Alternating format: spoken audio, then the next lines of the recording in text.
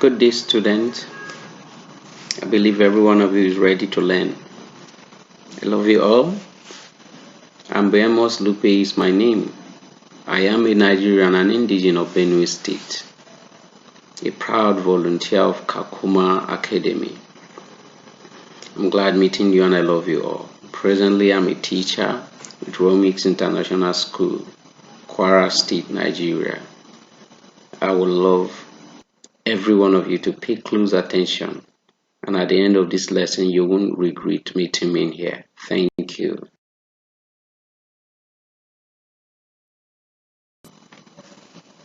Lesson objectives.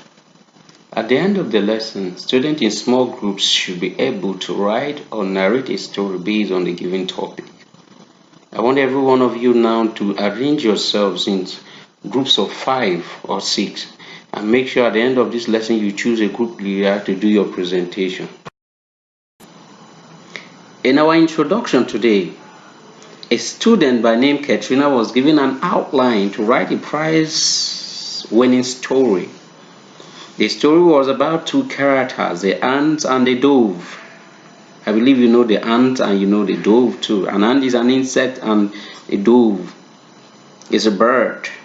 Katrina then sent for her uncle, who is a good storyteller, who gave her the guide on how to write an award-winning story, and she emerged as the prize winner of the story.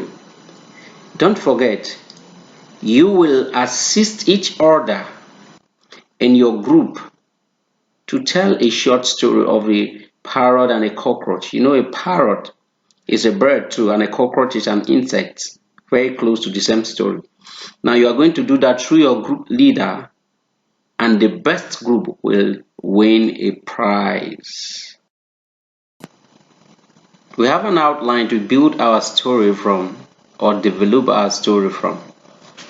Now we are going to have the best story at the end of the day. I want you to tell me the best story at the end of the day as well. But before we do that, what is an outline? An outline simply describes sequence of events with characters in form of points and short phrases. Repeat that. An outline simply describes a sequence of events with characters in form of points and short phrases. Let's look at the outline. An ant was weary and thirsty, walks along the river banks, stopped to quench its thirst. Strong rush of water carries away, drowning the ant. Dove on a tree, plucks a leaf, let it fall. Ant climb on the leaf, float safely to the bank, thanks the dove. A bird catcher under the tree lays lime twigs, make a trap to catch the dove. Ant sting his leg. Bird catcher cries in pain, throws the twig. Noise draws the attention of the dove. Dove flies away. Characters of a story. The characters of the story may be people, animals, and sometimes non-living things who talks and behave like normal human beings. You have an example of a lady on that slide. You see an ape there. You see the shoe. The lady is representing people. The animal is represented by an ape, while the shoes there is representing non-living things. These things sometimes, especially the non-living things, talk and behave like normal human beings in a story to make it interesting and engaging. Don't forget, anytime you are writing a story, any character that takes the form of a non-living thing, please represent them like living things or human beings so that the story may be engaging. Developing a story from an outline. For you to develop a story, you consider the following things. 1. Read the outline of the story carefully and understand what the story is all about. Number 2. Develop the points of the outline into complete sentences. Number 3. Follow the outline of the story. Do not omit any part of the outline or include any unrelated parts to the story. Number 4, every story has a beginning, that is introduction, the middle, that is a body, and an ending. Number 5, include details to make the story interesting and enjoyable to read. Number 6, write a story in past tense even if the story is presented in present tense. Number 7, introduce dialogues or conversation to make the story engaging. When you dialogue in a story while writing, it's as if people are talking and it makes it more interesting and engaging.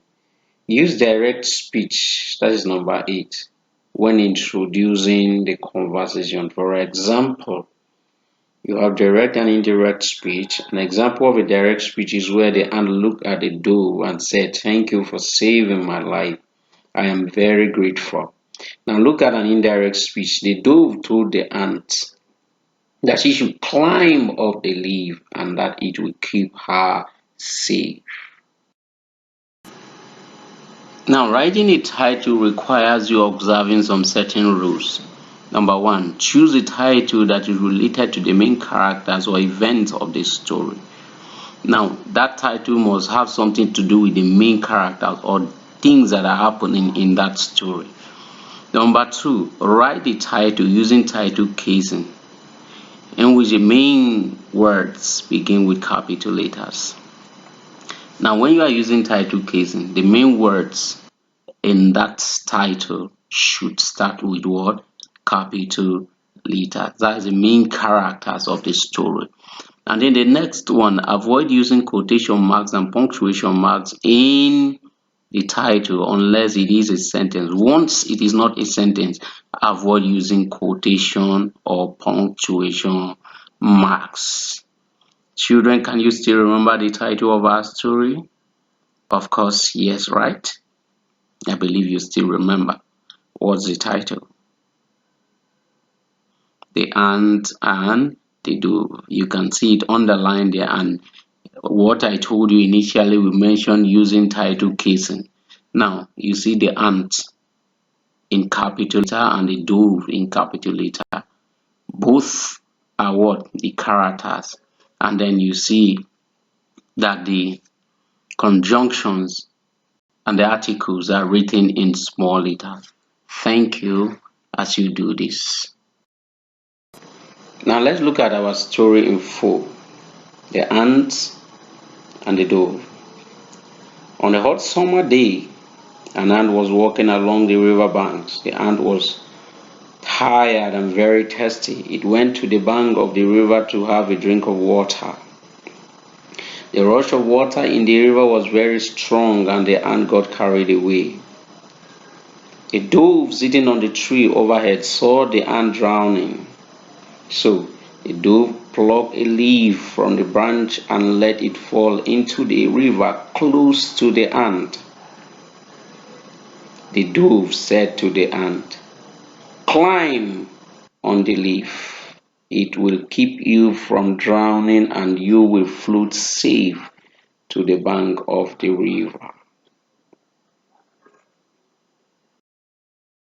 The ant climbed onto the leaf and floated safely to the bank of the river.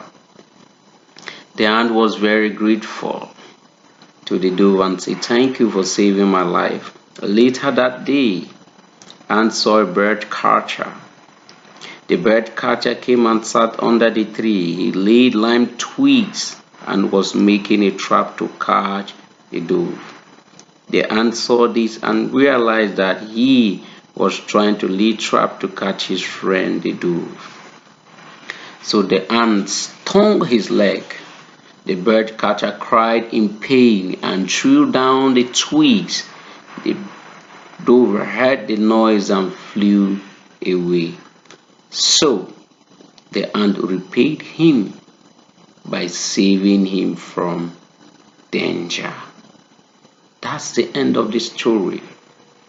Remember, I told you that from the beginning we have what we call title casing, and if you look at the title of our story, we observe the rule of title casing, and then from the story itself you see the beginning, which is the introduction, the middle, which is the body of the letter, and you see the end here. Both you see that blue arrow pointing at it. We are observing the rules of writing a story. If you observe these rules, you will have a very wonderful story that will win award for you. Are you ready to do that at the end of this lesson? Thank you. Now that we've learned how to write a story from a given topic based on the outline, it's a time to write or narrate a similar story using the same outline on the topic, the parrot and the cockroach. The parrot is a bird and the cockroach is an insect, just like the ant and the dove. Use the same outline but narrate a similar story as you sit in your groups. You will be given a prize if your group emerges as a winner. The group presenter will be the leader of the group, or everyone will make his contribution and the leader will come out with a perfect presentation. I await to see your presentation. Thank you for giving us your time and attention. This lesson was prepared by Amber Amos Lupe, template by Jim Pedrick, and graphics by Vianney for Kakuma Academy, Project Kakuma, February 2020. The license is illustrated there below. Thank you for giving me the opportunity to be a part of this wonderful project.